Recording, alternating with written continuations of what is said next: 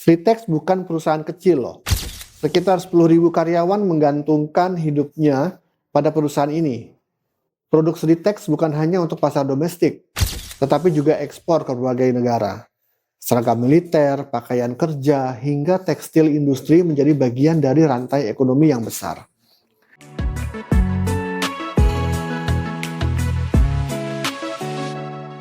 Sritex diselamatkan, tapi BUMN tekstil justru berguguran. Apa yang salah ya? Ada satu ironi besar di industri tekstil Indonesia hari ini. Di satu sisi, pemerintah sedang mencari cara untuk menyelamatkan Sritex, perusahaan tekstil swasta raksasa yang kini berada dalam proses likuidasi. Di sisi lainnya, kita justru melihat dua BUMN tekstil resmi milik negara tumbang, pilot, dan bahkan dibubarkan.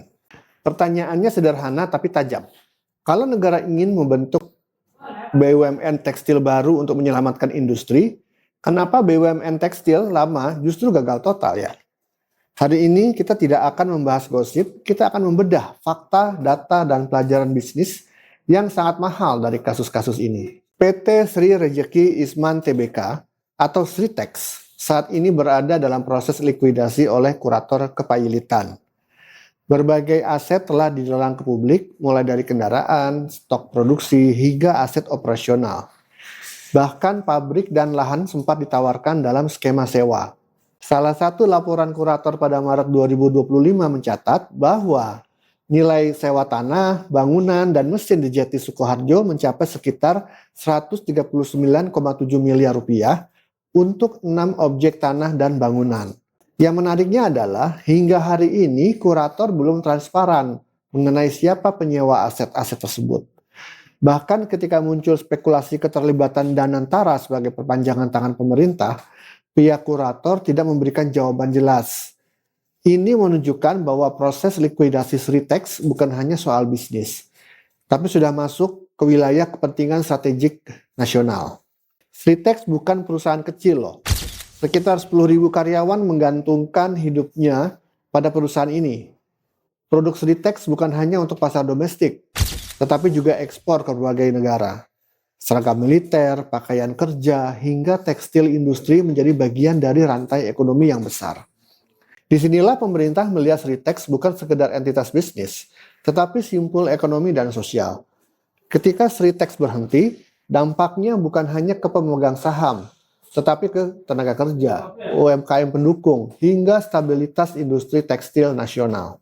Pemerintah melempar wacana pembentukan BUMN tekstil baru melalui Danantara. Tujuannya terdengar mulia, menjaga keberlangsungan industri tekstil dan garmen nasional. Namun wacana ini memicu pro dan kontra. Karena sejarah mencatat bahwa negara sebenarnya sudah punya BUMN tekstil.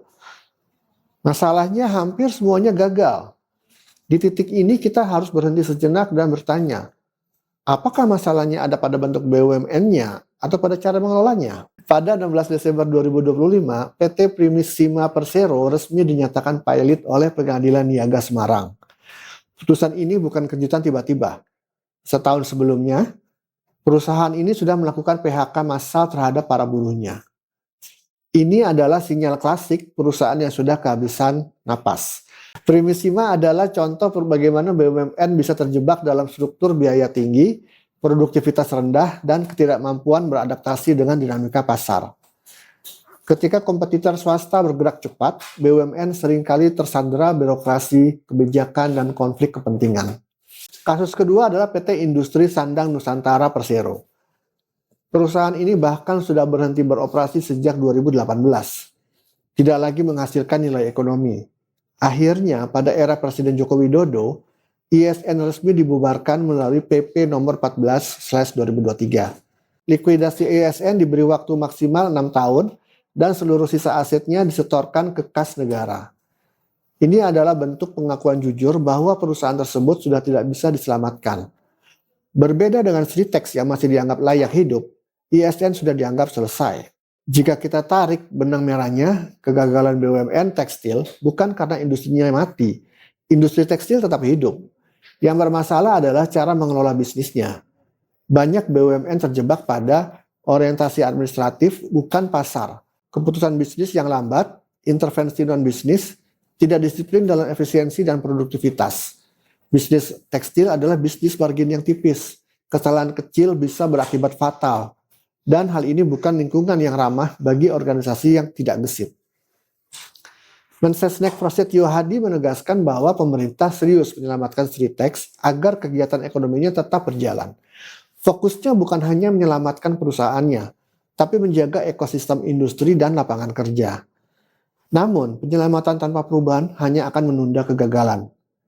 Kalau Sritex diselamatkan dengan pola lama, dengan mentalitas lama, maka negara hanya akan memindahkan masalah dari satu bentuk ke bentuk yang lain. Nah, kasus Sritex dan runtuhnya BUMN tekstil memberi satu pelajaran penting. Tidak semua bisnis bisa diselamatkan, dan tidak semua penyelamatan adalah solusinya. Yang perlu diselamatkan bukan hanya perusahaannya, tapi cara berpikirnya. Industri tekstil Indonesia masih punya masa depan.